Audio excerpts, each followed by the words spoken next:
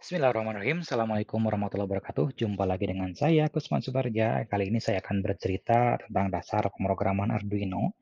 Basicnya saja yang saya akan ceritakan. Oke, tanpa berlama-lama kita coba mulai masuk ke penjelasannya.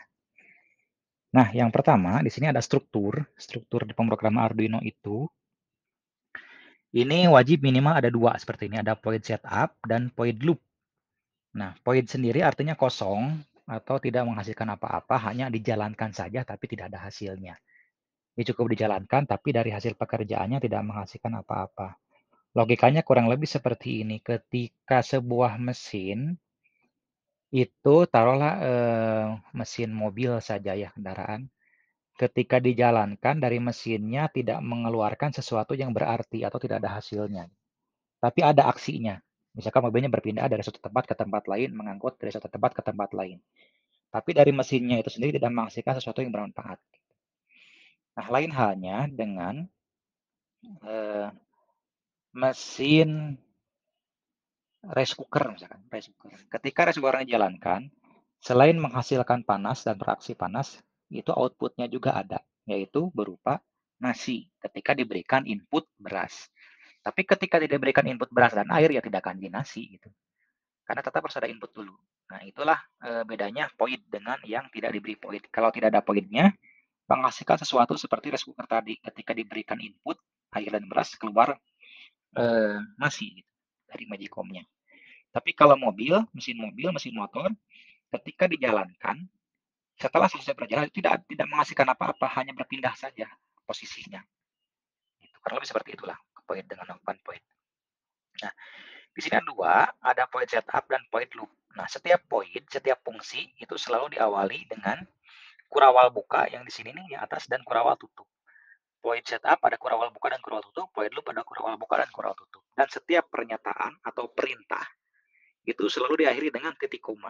Jadi kalau tidak ada titik komanya di akhir perintah, maka dianggap tidak ada akhir perintah. Sehingga perintahnya masih berlanjut atau nanti dianggap error. Atau kurawal bukanya tidak ada, atau kurawal tutupnya tidak ada, nanti juga dianggap error. Karena kepalanya tidak jelas. Kurawal buka itu kepalanya, kurawal tutup itu buntutnya. Kurang lebih seperti itu gambarannya. Nah, ini struktur yang wajib ada. Wajib ada itu yang setup dan loop di Arduino. Nah, setelah itu, kita juga harus tahu tipe data. Nah, tipe data ini adalah ibaratnya nanti hubungannya dengan variabel atau penampung. Variabel itu istilahnya saya ibaratkan penampung sih variabel itu karena akan menampung data berkapasitasnya sekian gitu. Atau saya ibaratkan baskom lah, bak gitu. Nah, baskomnya ada beberapa tipe. Tidak ada tipenya boolean, ada char, unsigned char, byte, integer, unsigned integer, word long dan seterusnya sampai ke double. Nah, ukuran bit ini apa maksudnya? Bit ini ya jumlah bitnya. Karena kalau sudah belajar digital nanti akan paham maksudnya bit apa. Bit itu intinya satu bit itu hanya satu buah 0 dan 1 gitu. Jadi ketika boolean, boolean itu hanya ukurannya satu bit berarti cuma 0 dan 1. Gitu. Karena cuma 0 dan 1 berarti datanya hanya dua. Jangkauan nilainya cuma 2, 0 dan 1 saja. Tidak bisa menampung angka 2, tidak bisa menampung angka 3. Kemudian untuk char ini 8 bit ukurannya. Dan 8 bit ini dari min 128 sampai 127 jangkauan nilainya. Jadi kalau kalian akan berencana membuat program yang akan berhitung dari min 5 sampai min 10, maka bisa menggunakan data char. Tapi kalau kalian akan berhitung menggunakan data dari 0 sampai ke 1000, tidak bisa menggunakan char. Bahkan unsigned char pun tidak bisa karena nggak nyampe ke angka 1000 meskipun nolnya kena. Nanti akibatnya apa kalau dipaksakan? Maka ketika menggunakan char, ketika nyampe ke angka 127, maka hitungannya tidak akan menjadi 128, tapi akan kembali menjadi min 128. Begitupun kalau menggunakan unsigned char, ketika hitungannya sudah mencapai 255, lalu ditambah dengan 1, tidak akan jadi 256, karena kapasitasnya cuma 255. Maka ketika 255 di-char tambah dengan 1, maka dia akan kembali menjadi 0.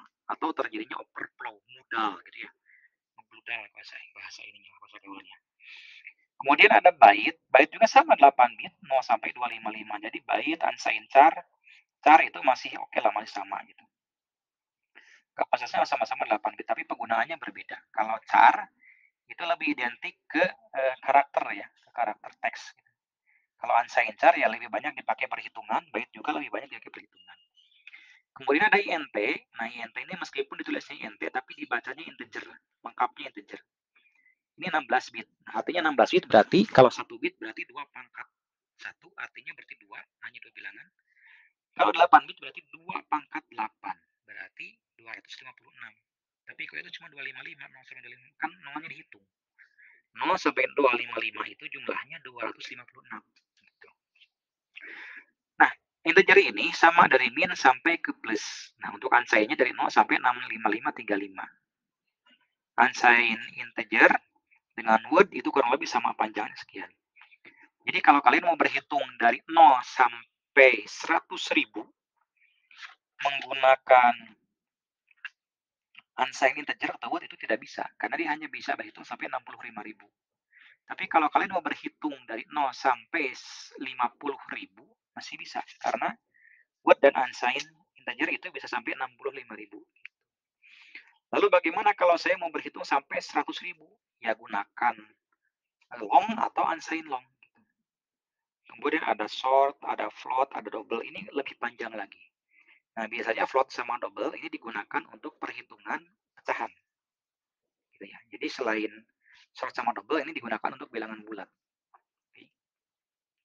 Berikutnya ada tipe basis bilangan. Ini sama seperti binary, desimal, oktal, dan hexadesimal seperti basis bilangan biasa. Contohnya kalau desimal kan perhitungan sehari-hari. Bilangan basis 10, 1, 2, 3, 4, 5, sampai 10. Tapi simbol yang digunakannya 0 sampai angka 9. Kenapa bilangan basis 10 banyak digunakan sehari-hari oleh manusia? Ya karena jari manusia cuma 10 gitu. Kalau jari manusianya ada 12, mungkin akan menggunakan bilangan basis 12 gitu. Ya. Kemudian untuk biner ini menggunakan format B, 1101 dan seterusnya. Tinggal ditambahkan kapital B saja. Jadi kalau mau menggunakan biner 101 tambahkan B depannya. Nah, kalau oktal tinggal awali dengan 0, kalau hexa tinggal awali dengan 0x. Kurang lebih begitu. Ini dipelajari lebih lanjut di sistem bilangan ya. Kemudian ada lagi operator aritmatika. Nah, ini untuk penjumlahan pakainya plus, min, perkalian pakai bintang, pembagian pakai bagi. Nah, ini yang anehnya adalah modulus pakai persen atau sisa hasil bagi. Contohnya begini. Ketika 8 dibagi 2, hasilnya adalah 4. Sisanya 0 karena nggak ada sisa.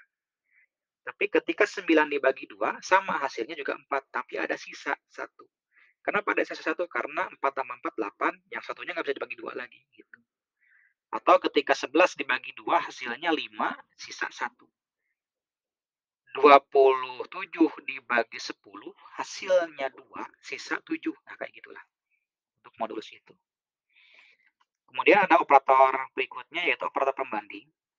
Nah, ini sama dengan 2 ini artinya harus benar-benar sama. Pembandingan harus benar-benar sama. Contoh, ketika A sama dengan Y, atau ketika X sama dengan Y. Maka ketika nilainya berbeda, dianggap salah. Ketika sama, benar-benar sama, identik, kembar, maka agak benar. Nah, kalau kondisi seperti ini tidak sama dengan tanda seru sama dengan ketika X tidak sama dengan Y. Kalau ini lebih besar, yang lebih kecil, lebih besar sama dengan, lebih kecil sama dengan, kurang lebih sama. Yang anehnya ini aja dua nih. Kemudian berikutnya ada logika untuk N. Nah, ini tuh N2 begini, ini OR garis 2 begini, atau not ini tanda seru. Ini yang lebih lanjut dipelajari di logika gerbang dasar ya. Kemudian ada operator tambahan. Nah, ini ada bintang sama dengan, ini sama dengan B sama dengan B kali A. Jadi dikalikan tapi disimpan di B lagi gitu. Jadi ketika ada tulisan B bintang sama dengan A, ini sama dengan B sama dengan B dikali A. Nah, ini kalau secara matematika salah sebetulnya. Tapi secara program, ini dibacanya dari kanan dulu ke kiri. Jadi A dikalikan B, simpan hasilnya di B. Gitu. Kalau di matematika nggak bisa kayak gini nih. Nah, kalau seperti ini artinya B dibagi dengan A, simpan hasilnya di B. Kalau begini artinya ini nih, arti-artinya seperti ini.